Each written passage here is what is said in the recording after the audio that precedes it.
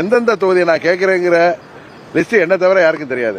அப்படி இருக்கிறப்ப ஊடகங்கள்ல நீங்களா ஏதோ தொகுதிகள் வந்ததாகவும் அதுல ஏதோ போட்டிகள் இருக்கா போடுறீங்க. தேசிய ஜனநாயக கூட்டணியின் டெல்லி தலைவர்களை சந்திப்பதற்காக நான் செல்கிறேன். எடப்பாடி அவர்கள் தான் கூட்டணி தலைவராக இருக்கும்பொழுது அமித்ஷா அவர்களை சந்திச்சு தொகுதி பங்கீடு பேச்சுவார்த்தை நடத்த வேண்டிய காரணம் என்னன்னு கேட்கிறேன். முதலமைச்சர் மாதிரி நீங்களும் கேட்கறீங்க. முதலமைச்சர் சொல்றாரு இன்னைக்கு டெல்லியில போய் எதிர்கட்சிகள்லாம் அங்க போய் தான் பேச்சு. அது உண்மை அல்ல. குறிப்பாக அம்மா மக்கள் முன்னேற்ற கழகத்தை பொறுத்தவரை எங்கள் கூட்டணியின் தமிழ்நாடு தலைவர் திரு இபிஎஸ் அவர்களுடன் தொகுதிகள் பங்கீடு சம்பந்தமாக நாங்கெல்லாம் ஏற்கனவே தேசிய ஜனநாயக கூட்டணியில் இருக்கிறத உங்கள் மூலம் தமிழ்நாடு முதல்வருக்கு தெரிவித்துக் கொள்கிறேன். என்டிஏ ஆல் இண்டியா தலைமை யாருன்னா பிஜேபி. அதன் முக்கிய தலைவர் மாண்புமிகு உள்துறை அமைச்சர் அமித்ஷா அவர்களை நேற்று அண்ணன் இபிஎஸ் போய் சந்தித்து வந்திருக்காரு. எனக்கு இன்றைக்கு வர சொல்லிய அழைப்பு என்பது 4 நாளுக்கு முன்பே வந்த அழைப்பு. அதனால நீங்களா தொகுதி பங்கீடுக்கு தான் நாங்க போறோம் அப்படின்னு நீங்களா முடிவெடுத்தா, நீங்களே கேள்வியிலே லீட் கொடுத்தா அதுக்கு நான் பதில் சொல்ல வேண்டிய அவசியம் இல்லை. உங்கள் கேள்வியில் தவறான கேள்வி என்பதுதான் எனது பதில். இன்றைக்கு நாங்கள் செல்வது முதலமைச்சர் சொல்வது போல தமிழ்நாட்டுக்கு நிதி பெற்றுத்தர அவர்கள் செல்லவில்லை என்று சொன்னார்.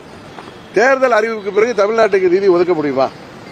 அதை கூட முதல்வருக்கு தெரியாதா? பயம். இன்னொன்னு, டெல்லி எவ்வளவு நிதி கொடுத்தாலும் அதையெல்லாம் நீங்கள் கபலீகரம் செய்வதால் தான் தமிழ்நாடு மக்கள் உங்களை மாற்றுவதற்காக துடித்துக் கொண்டிருக்கிறார்கள். தமிழ்நாட்டில் மாற்றம் வருவதற்காக அதிமுக தலைமையிலான கூட்டணி, அதில் பாஜக இடம்பெற்றிருக்கிறது.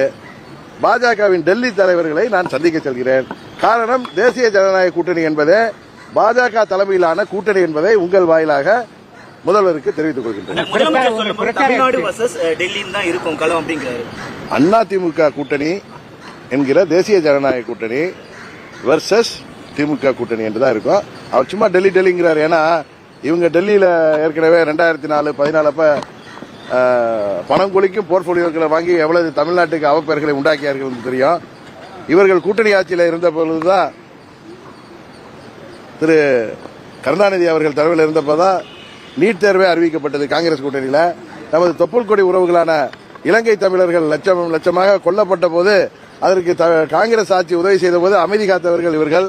அதனால திரு ஸ்டாலின் அவர்களுக்கு பயத்தில் ஏதோ பேசுகிறார். ஏன்னா டெல்லிக்கு நாங்க போனாலே பயப்படுறார். அதான் உண்மை.